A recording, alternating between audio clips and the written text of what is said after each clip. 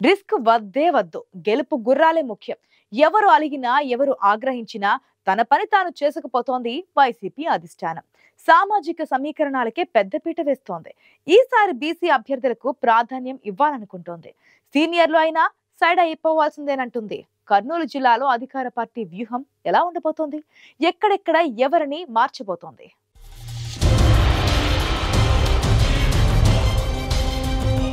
Why not 175 వచ్చే ఎన్నికల్లో clean sweep టార్గెట్తో ఉంది వైసీపీ. 2019 ఎన్నికల్లో అన్ని స్థానాలు గెలిచి ఉమ్మడి కర్నూలు జిల్లాలో సీన్ రిపీట్ చేయాలనుకుంటోంది.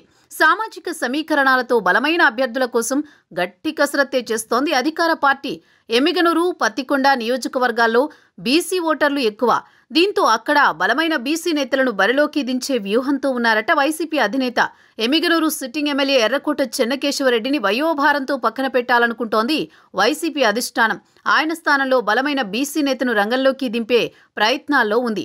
మాజీ ఎంపీ బుట్టా రేణుక, వీరశైవ లింగాయత్ కార్పొరేషన్ చైర్మన్ రుద్రగౌడ్ పేర్లు ప్రధానంగా వినిపిస్తున్నాయి. ఎమ్మిగనూరులో బుట్టా రేణుకకు బంధువర్గంతో పాటు ఆమె సామాజిక వర్గ ఓటర్లు ఎక్కువ. దీంతో మాజీ ఎంపీ వైపే వైసీపీ అధినేత మొగ్గు చూపుతున్నారని సమాచారం. అయితే ఎమ్మిగనూరులో మొదటి నుంచి పార్టీలో కీలకంగా ఉన్న తనకు అవకాశం ఇవ్వాలని అధిష్టానంపై ఒత్తిడి తెస్తున్నారు రుద్రగౌడ్. మరోవైపు బుట్టా రేణుక, రుద్రగౌడ్ కాకుండా తన అనుచరుడు మాచిని వెంకటేష్ పేరుని సిట్టింగ్ ఎమ్మెల్యే ప్రతిపాదించినట్లు జోరుగా ప్రచారం సాగుతోంది.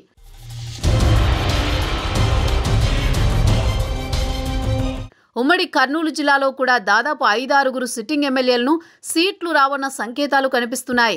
ఎమ్మిగనూరు ఎమ్మెల్యే చెన్నకేశవరెడ్డికి టికెట్ లేదని తెలియడంతో ఆయన అనుచరులు రాజీనామా చేస్తున్నట్లు ప్రకటించారు. తమ నేతకు సీటు రాకుంటే ఇండిపెండెంట్ గా నిలబడి సత్తా చాటుతామన్న నేతల హెచ్చరికలు పార్టీలో అలజడి రేపుతున్నాయి. 1994లో ఎమ్మిగనూరు టీడీపీ టికెట్ ఆశిస్తూ బల ప్రదర్శనకు దిగారు ఎర్రకోట చెన్నకేశవరెడ్డి.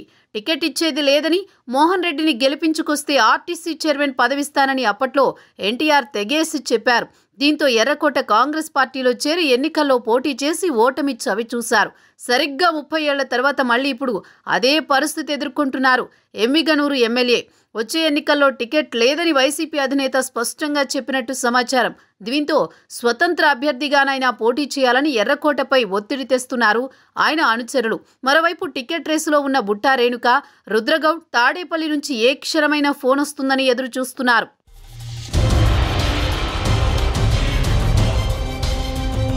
2014లో తన కుమారుణ్ణి బరిలో నిలిపారు చెన్నకేశవరెడ్డి. మాజీ మంత్రి మోహన్ రెడ్డి తనయుడు జయనాగేశ్వర్ రెడ్డి చేతిలో ఎర్రకోట జగన్మోహన్ రెడ్డి ఓడిపోయారు. 2019లో మరోసారి కొడుకు కోసం ప్రయత్నించినా గెలిచే అవకాశాలు లేవని పార్టీ అధిష్టానం నిరాకరించింది. ఎర్రకోట చెన్నకేశవరెడ్డిని పోటీకి దించింది. పార్టీ అంచనాలకు తగ్గట్టే ఆయన గెలిచారు. 84 ఏళ్ల చెన్నకేశవరెడ్డికి వయోభారం కారణంతో ఈసారి టికెట్ లేదని చెప్పేసింది అధిష్టానం.